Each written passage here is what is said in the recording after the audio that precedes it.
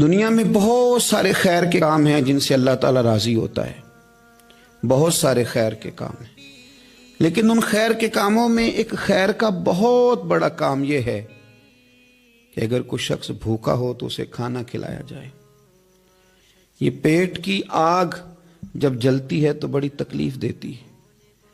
جب کچھ لوگ بھوکے ہوتے ہیں اور کچھ اتنا پیٹ بھر کے کھا رہے ہوتے ہیں کہ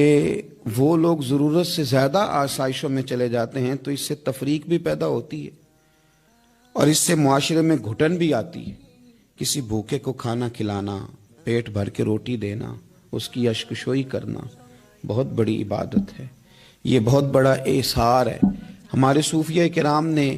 آستانوں کے ساتھ، خانقاہوں کے ساتھ جو لنگر خانے بنائے، اس کی وجہ یہ تھی کہ طلباء، سالکین طریقت اور وہ لوگ جو غریب ہیں وہ آئیں گے، یہاں سے کھانا کھائیں گے۔ دنیا آوے کھا کھا جاوے راضی ہووے بلا، لوگوں کی اشکشوئی ہوگی۔ میرے نبی پاک صلی اللہ تعالی علیہ وسلم نے فرمایا قیامت کے دن اللہ تبارک و تعالی فقراء سے فرمائے گا کہ اٹھو، جس نے تمہیں کھانا کھلایا تھا اس کا بازو پکڑ کے جنت میں لے جاؤ،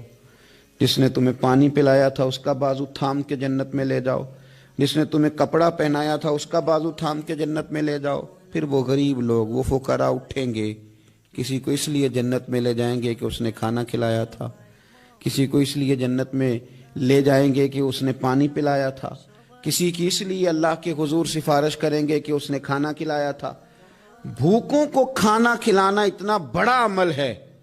کہ نبی کریم صلی اللہ تعالی علیہ وسلم ارشاد فرماتے ہیں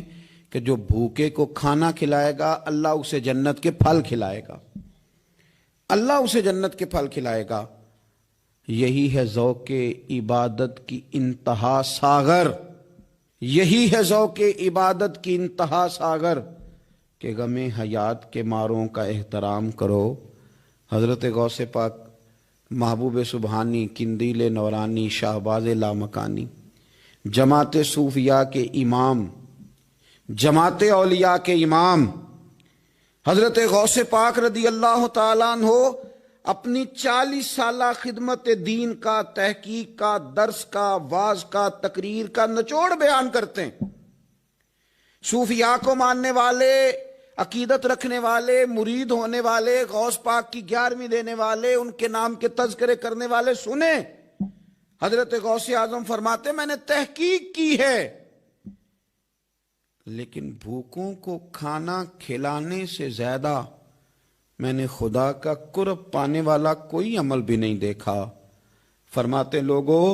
اگر میرے پاس کل دنیا کے خزانے آ جائیں، غوث اعظم جیلانی فرماتے ہیں میرے پاس اگر کل دنیا کے خزانے آ جائیں میں سارے ہی بھوکوں کو کھانا کھلانے میں صرف کر دوں گا۔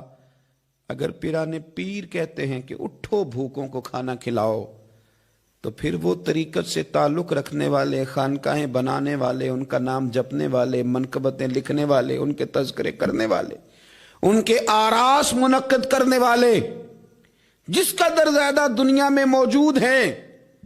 اگر وہ غوث پاک کی اس تحقیق پر عمل کرتے، وہ کہتے ہیں میں نے تحقیق کی ہے، بھوکوں کو کھانا کھلانے سے زیادہ اللہ کا قرب دینے والا کوئی عمل نہیں، تو پھر چاہیے تھا نا ان کے ماننے والے دنیا میں پھیل جاتے، ڈھونڈ ڈھونڈ کے بھوکوں کو کھانا کھلاتے،